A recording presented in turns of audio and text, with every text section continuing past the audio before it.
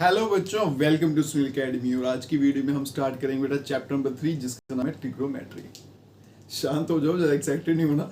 बच्चों का चैप्टर बड़ा मुश्किल लगता है लेकिन है बड़ा आसान है बेटा। आज की वीडियो में सिर्फ बेसिक पढ़ेंगे। जिस बच्चे को बेसिक्स आ जाएंगे ना इसके, वो चैप्टर आराम से सॉल्व कर लेगा। और बेसिक जितने कम हो सकेंगे, जहाँ फिर शॉर्टकट में आपको सिखा सकूँ उतनी शॉर्टकट में सिखाऊंगा बेटा। लंबे लंबे पेजेस आपसे याद नहीं कराऊंगा मैं। आप देखिएगा बेटा, क्वाड्रेंट जैसे मैं कराऊंगा वैसे ही करिएगा। जो मेन मेन चीज़ें बस वही आपको करनी है। उसके बाद देखो आपकी ट्रिग्नोमेट्री कितनी शार्प हो जाएगी। अगर आप वीडियो देखते हो तो लाइक जरूर करिएगा और चैनल को लाइक सब्सक्राइब शेयर कमेंट जरूर करें। सबसे पहले तो बेटा क्वाड्रेंट सिस्टम आपको समझना है। एक प्लस डाल लीजिए, डाल। अब शुरू करते हैं। यहाँ पे होता है बेटा 0, यहाँ पे 90, यहाँ पे हो गया आपका 180 और यहाँ पे हो गया बेटा 270 और फिर यहाँ पे आएगा 2 पाई। ठीक है, ये 90 का गैप है और ये चलता रहता है। ये कितना हो गया 360, फिर यहाँ पे 450 हो जाएगा, है ना। इस तरह से ये घूमता ही रहेगा। तो आपको क्या याद रखना है, एक तो ये रखना है बेटा यहाँ 0 होता है, यहाँ 90 होता है, यहाँ पाई होता है, यहाँ पे 3 पाई/2 होता है। फिर उसके बाद में यहाँ पे 2 पाई आएगा। उसके अलावा यहाँ पे बेटा 4 पाई भी यहाँ दिखेगा, 6 पाई भी यहाँ दिखेगा, सो ऑन। और इस तरफ आपको बेटा दिखेंगे 3 पाई, 5 पाई, 7 पाई, सो ऑन। मतलब इन शॉर्ट इवन वाले पाई इधर, इवन नंबर वाले पाई जो भी नंबर है, मान लो 200 पाई तो सीधा इस लाइन पे पहुंच जाना है। अगर बोलूँगा 195 पाई, सीधा यहाँ पहुंच जाना। और आपको ट्रिग्नोमेट्री में इसी तरह के क्वेश्चन पूछे जाते हैं, बस इवन और आड वाले मोस्टली। तो इवन कहाँ होता है, इस लाइन पे, आड होता है इस वाली लाइन पे। यहाँ पे 90, यहाँ पे 270। ठीक है जी, 4 बनते हैं बेटा। इसको रखेंगे क्वाड्रेंट 1, क्वाड्रेंट 2, ये आ गया क्वाड्रेंट आपका 3, ये आ गया क्वाड्रेंट नंबर 4। ठीक है जी। अब इसके अलावा आपने इसमें क्या याद रखना है, एक तो ये रखना था बेटा फर्स्ट, सेकंड, थर्ड, फोर्थ। और आपका जो एंगल है वो एंटी क्लॉकवाइज डायरेक्शन में चलता है। ठीक है, ये इसकी डायरेक्शन है, इस तरफ इंक्रीज करता है। मगर अगर प्लस करोगे ना तो इस तरफ जाना शुरू हो जाता है, उधर को नहीं जाएगा, ये याद रखना। माइनस करोगे तो इधर जाएगा, प्लस करोगे तो आगे आगे शिफ्ट होता जाएगा। ठीक है, एक तो ये याद रखना बेटा, ये 0 है, ये 90 है, पाई है, ये 270 है। और दूसरी बात, इवन वाले पाई यहाँ पे, ऑड वाले यहाँ पे। 4 हिस्से हैं, 1 2 3 और 4।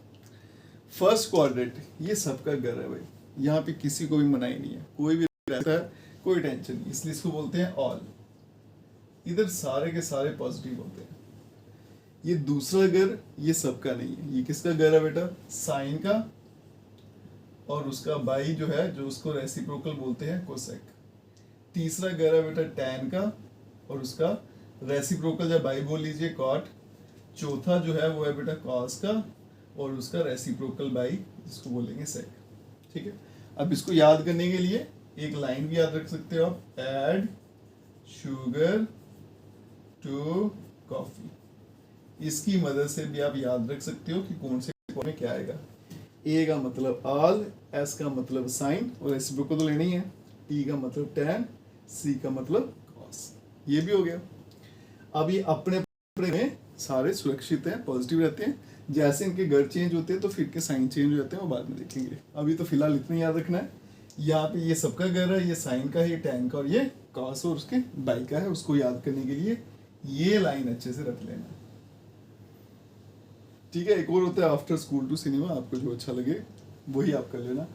आपको दूसरा ऑप्शन अच्छा लगे आफ्टर स्कूल टू सिनेमा, है ना, तो दोनों में से कोई भी लाइन याद कर लेना, क्योंकि वो काम आएगी बड़ी।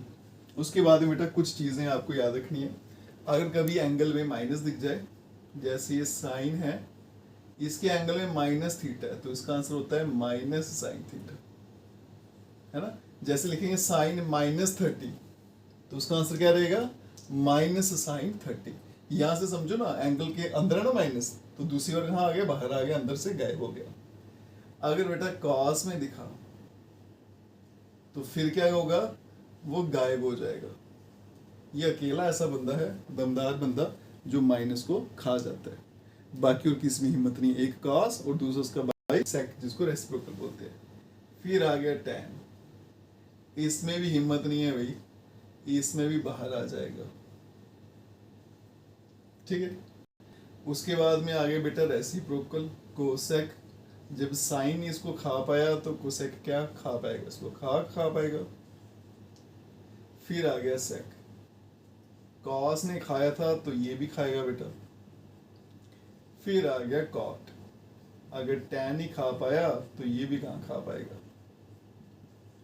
एक तो ये आपको अच्छे से आना चाहिए बेटा, पता होना चाहिए एंगल में अगर माइनस आ जाए तो मुझे क्या करना है। जिसके भी एंगल में आएगा उसी को आपने देख लेना क्या है और उसका आंसर वैसे ही लिखना है आपने। ये काम हो गया।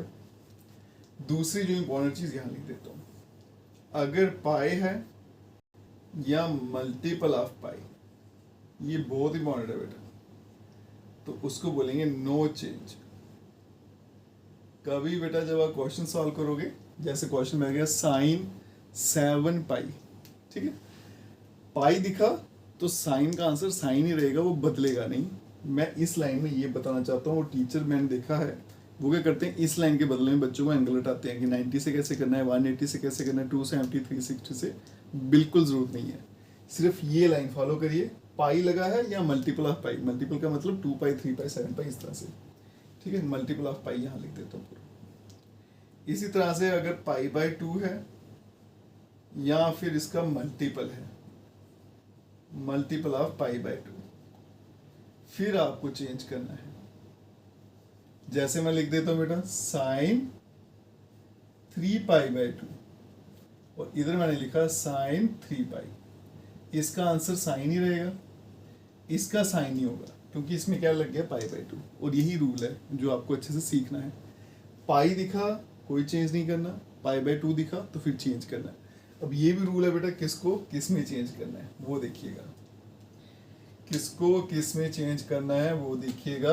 अगर तो बेटा साइन है तो उसको चेंज कर दो कॉस, तो अगर कॉस है तो साइन लिख दो, ठीक है। जैसे ये साइन 3 पाई बाय 2 है तो इसका आंसर क्या लिखूंगा, कॉस 3 पाई बाय 2।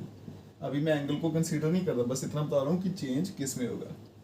इसी तरह से अगर बाई टैन है उसको चेंज कर दो काट में, काट है तो टैन में, अगर सीकेंट है तो कोसेक में कर दो, कोसेक है तो सेक में कर दो। ये एक और रूल आपके सामने आ गया। तो बेटा ट्रिग्नोमेट्री जो है ना, उसको मान लीजिए इसमें रूल्स हैं, बस आपको रूल्स याद रखने हैं और रूल्स के अकॉर्डिंगली चलना है। कोई भी सब्जेक्ट पढ़िए, हर सब्जेक्ट के रूल्स होते हैं बेटा। अगर आप रूल्स के अकॉर्डिंगली चलते जाते हो, रूल्स फॉलो करते हो, तो आपको सब्जेक्ट बड़ा ही आसान लगना शुरू हो जाता है। प्रॉब्लम कब आती है, जब आप रूल फॉलो नहीं करते। जैसे आपको बेटा रोड पे चलते हो तो रूल क्या है, लेफ्ट साइड चलने का।